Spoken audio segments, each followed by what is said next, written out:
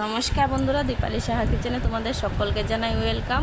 তবে আজকে বানাবো কারকলের পুর। আর কারকল দুটো একদম আমি কচি কচি দেখে নিয়ে আসছিলাম। আর দুটো কারকল দিয়ে কিন্তু 4টা পুর হয়ে যাবে। মাছ বরাবর ফেরে নিলে 4টা পুর মানে আমার হয়ে যাবে। আর তার জন্য আমি এখানে নিয়ে নিচ্ছি পেঁয়াজ, আর নিয়ে নিচ্ছি কিছুটা কাঁচা লঙ্কা, একদম পাকা পাকা দেখে, কারণ শুকনো লঙ্কা ইউজ করবো না। আর বেশ কিছুটা রসুনও ছুলে নিয়েছি। এই লাগবে হচ্ছে মশলা।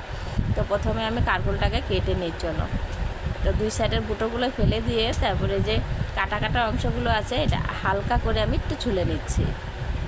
খুব ডাট করে ছুলতে হবে না, একটু হালকা করে ছুলে নিলে কিন্তু হয়ে যাবে। আর কারকলটা কিন্তু বেশ কচি আছে, কচি কারকল দিয়ে বেশি ভালো লাগে আমার কাছে। তো ছুলা হয়ে গেছে, এবার মাছ বরাবর আমি ফেরে নিচ্ছি।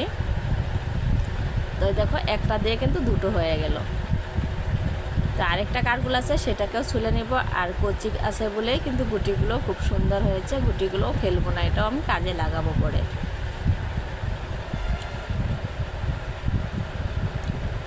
তো যে বাকি আরেকটা কারকল আছে, এটাও আমি ছুলে একইভাবে কেটে ধুয়ে পরিষ্কার করে নিয়ে তারপরে একটু সিদ্ধ করে নিয়েছিলাম।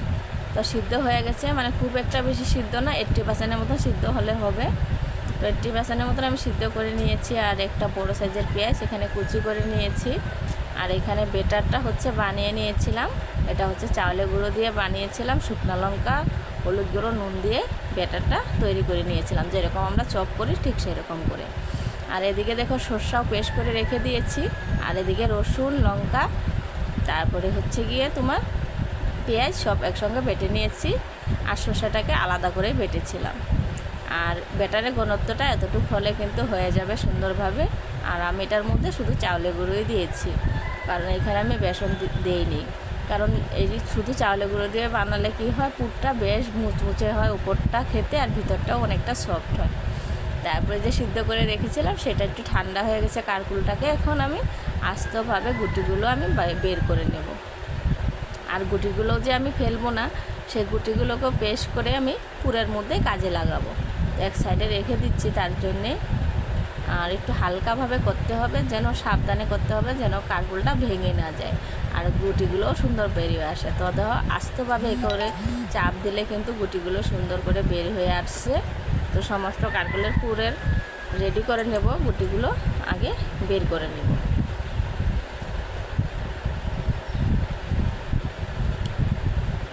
যে কোনো কাজ বলো, একটু ধৈর্য ধরে না করলে কিন্তু পারফেক্ট হয় না। তাই একটু ধৈর্য সহকারে আস্তে আস্তে করে গুটিগুলো বের করে নিলাম আমি। তো গুটিগুলো এক সাইডে রেখে দিচ্ছি। আর সমস্ত কারকুল কিন্তু গুটি বার করা হয়ে গেছে। এবার আমি এগুলোতে পুর ঢুকাবো। দেখো, সুন্দর বাটির মতন কিন্তু হয়ে গেছে, আর ভেঙেও যায়নি। আর এই গুটিগুলোও পেস্ট করে নিয়ে আসবো। এদিকে একটা কড়াই বসিয়ে দিচ্ছি, কড়ার মধ্যে আমি পুরটা আগে তৈরি করে নেব। সেই বুঝে কিন্তু আমি তেলটা এখানে অ্যাড করছি। পুরের যে মশলাপাতিগুলো আছে এক এক করে দিয়ে দিব। প্রথমে পেঁয়াজ কুচিটা দিয়ে দিলাম।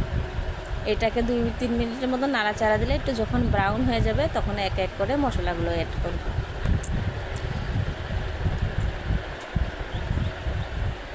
তো দেখো যে ব্রাউন হয়ে গেছে। এবার আমি দিয়ে দিচ্ছি রসুন, কাঁচা লঙ্কা, শুকনো লঙ্কা সব যে একসঙ্গে বেটেছিলাম সেগুলো দিয়ে একটু নাড়াচাড়া দিয়ে দেব, যাতে রসুনের কাঁচা গন্ধটাও চলে যায় আর পেঁয়াজের কাঁচা গন্ধটাও চলে যায়। তারপরে পরিমাণ মতো হলুদ গুঁড়ো দিয়ে দিচ্ছি। এখানে খুব মশলা দেওয়ার প্রয়োজন নেই বন্ধুরা। আর দিয়ে দিচ্ছি নুন পরিমাণ মতো। তো এগুলোকে ভালো করে আগে একটু ভেজে নিচ্ছি খুব সুন্দর করে। তো দেখো, একদম সুন্দর করে ভাজা ভাজা হয়ে গেছে। এবার বেটে রাখা যায় শস্যটা, সেটাও আমি এখানে দিয়ে দেবো। শস্যটা একটু পরে দিলে কি হয় বন্ধুরা, তিতও হয় না আর পুরটাও বেশ কিন্তু সুন্দর ভাজা হয়, আর কোনো কাঁচা গন্ধও থাকে না। আর এখন আমি শস্যটা দিয়ে বেশ কিছুক্ষণ আমি নাড়াচাড়া দিয়ে ভালো করে আবারও কষিয়ে নেব। দেখবে এই মশলাটা কষাতে কষাতে একদম শুকনো শুকনো হয়ে যাবে, তখনই বুঝতে হবে যে না, পুরটা রেডি হয়ে গেছে। আর যেহেতু একটু পাটায় বেটেছিলাম তাই একটু টাইম লেগেছে। তো দেখো, দেখতে দেখতে কিন্তু মশলার থেকে তেল ছেড়ে দিয়েছে। আর মশলাটা অনেকটা শুকনো হয়ে গেছে। তো এবার বেশ কিছুক্ষণ আমি আবার একটু নাড়াচাড়া দিয়ে মিলিয়ে তারপরে দেখো কড়াইতে লেগে লেগে উঠছে, আর এখন কিন্তু আর লাগছে না। যেভাবেই লাগছে না কেন মশলাটা উঠে যাচ্ছে। তো বুঝতে হবে যে মশলাটা আমার পুরো রেডি।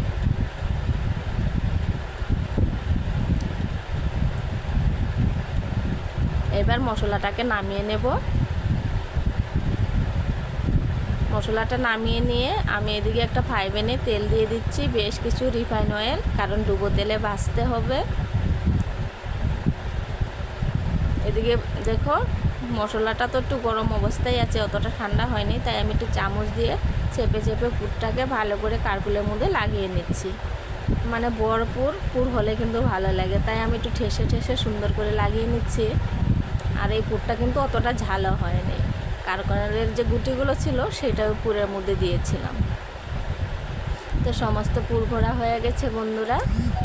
এবার যে মিশ্রণটা বানিয়ে রেখেছিলাম সেই মিশ্রণে একটু ডুবিয়ে ডুবিয়ে ফ্রাই করে নেব।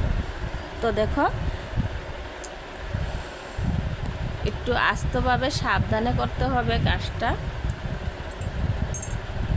তো এই যে পুর ঢুকানো যে কারকুলটা এটা আস্তভাবে নিয়ে নিচ্ছি, হালকা করে আমি এখানে মিশ্রণে দিয়ে দিচ্ছি, আর হাত দিয়ে একটু ভালো করে মিশ্রণটা উপর দিকেও লাগিয়ে নিচ্ছি। আর যে উপর পাশটা সেটা কিন্তু নিচ দিকে পড়বে। যখন মানে ফ্রাই প্যানে দিতে যাবে এই যে মশলা ঢুকানো আছে ওটা কিন্তু ফ্রাই প্যানে নিচের দিকটা দিতে হবে, তাহলে কিন্তু এই পুর বেরিয়ে যাওয়ার কোনো সম্ভাবনা হবে না। তো এক এক করে দেখো আমি সমস্তগুলো দিয়ে দিব এখানে। আর ফ্রাই প্যানে যেহেতু দিয়েছি 3টে 4টে 5টে একসঙ্গে কিন্তু ভাজা যাবে, তো 4টে একসঙ্গে আমি দিয়ে দিচ্ছি।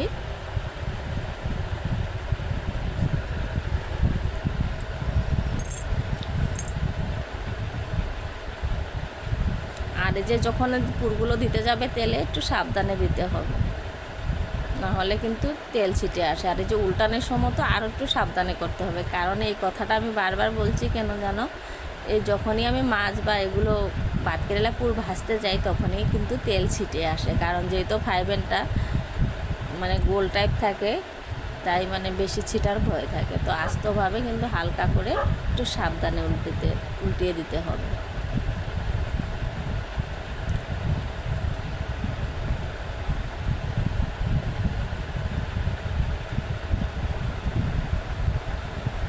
তো এক এক করে আমি সমস্ত পুরগুলো উল্টিয়ে দিচ্ছি। আর একদিকে কিন্তু ভালো ব্রাউন হয়ে গেছে ভাজাটা, আর দুই সাইডটা এরকম ব্রাউন করে উল্টিয়ে পাল্টিয়ে একটু ভেজে নেব। আর এই কারকুলের পুর যে কতবার খেয়েছি ঠাম্মার হাতের, আর অতবারই ভালো লেগেছে। তো এখন নিজে বানিয়েও খাচ্ছি। যখনই আমার বর্ষাকাল আসে এই কারকুলের পুরের কথা অবশ্যই মনে পড়ে যায়, তাই তোমাদের সাথেও শেয়ার করছি। অবশ্যই একবার বাসায় ট্রাই করে দেখো যদি এখন অবধি কারকুলের পুর না খেয়ে থাকো। এটা যে কত টেস্ট, আর যারা খেয়েছো তারা তো জানোই। এই কারকুলের পুর দিয়ে কিন্তু গরম গরম এক থালা ভাত অনাহাসে খেয়ে নেওয়া যায়। কথা বলতে বলতে আমি দেখো সমস্ত কারকুলের পুরগুলো নামিয়ে নিয়েছি, আর কতটা সুন্দর লোভনীয় হচ্ছে তোমরা দেখলেই হতে বুঝতে পারছো। তো একটু উল্টিয়ে পাল্টিয়ে তোমাদেরকে দেখিয়ে দিচ্ছি। আর এই যে চাউলের মিশ্রণে যেহেতু ফ্রাই করেছি একটু মুচমুচেও হয়েছে, আর ভিতরটা অনেকটা সফট হয়েছে। একটু ভেঙে দেখিয়ে দিই তোমাদেরকে। এই দেখো কতটা লোভনীয় হয়েছে। এটা ডালের সঙ্গে বলো এমনিতে বলো ভাতের সঙ্গে খুব ভালো লাগে কিন্তু খেতে। তো আশা করছি আজকের রেসিপিও তোমাদের ভালো লেগেছে। যদি ভালো লেগে থাকে লাইক কমেন্ট শেয়ার করবে। ইউটিউব থেকে থাকলে অবশ্যই চ্যানেলটিকে সাবস্ক্রাইব করে দিবে। পরবর্তী নতুন রেসিপির সাথে দেখা হবে। টাটা।